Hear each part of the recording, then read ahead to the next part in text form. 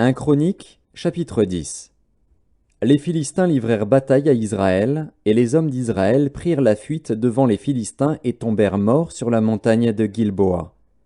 Les Philistins poursuivirent Saül et ses fils, et tuèrent Jonathan, Abinadab et Malchishua, fils de Saül. L'effort du combat porta sur Saül. Les archers l'atteignirent et le blessèrent. Saül dit alors à celui qui portait ses armes, « Tire ton épée, et transpercement, de peur que ces incirconcis ne viennent me faire subir leurs outrages. » Celui qui portait ses armes ne voulut pas, car il était saisi de crainte. Et Saül prit son épée, et se jeta dessus. Celui qui portait les armes de Saül, le voyant mort, se jeta aussi sur son épée, et mourut.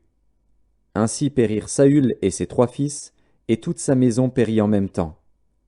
Tous ceux d'Israël qui étaient dans la vallée, ayant vu qu'on avait fui et que Saül et ses fils étaient morts, abandonnèrent leur ville pour prendre aussi la fuite.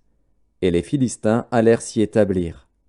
Le lendemain, les Philistins vinrent pour dépouiller les morts, et ils trouvèrent Saül et ses fils tombés sur la montagne de Gilboa.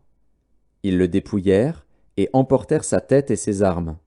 Puis ils firent annoncer ces bonnes nouvelles par tout le pays des Philistins à leurs idoles et au peuple. Ils mirent les armes de Saül dans la maison de leur Dieu, et ils attachèrent son crâne dans le temple de Dagon.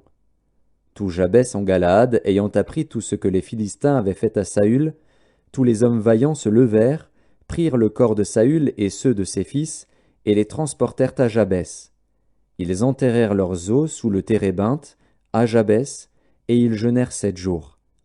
Saül mourut, parce qu'il se rendit coupable d'infidélité envers l'Éternel, dont il n'observa point la parole, et parce qu'il interrogea et consulta ceux qui évoquent les morts. Il ne consulta point l'Éternel. Alors l'Éternel le fit mourir, et transféra la royauté à David, fils d'Isaïe.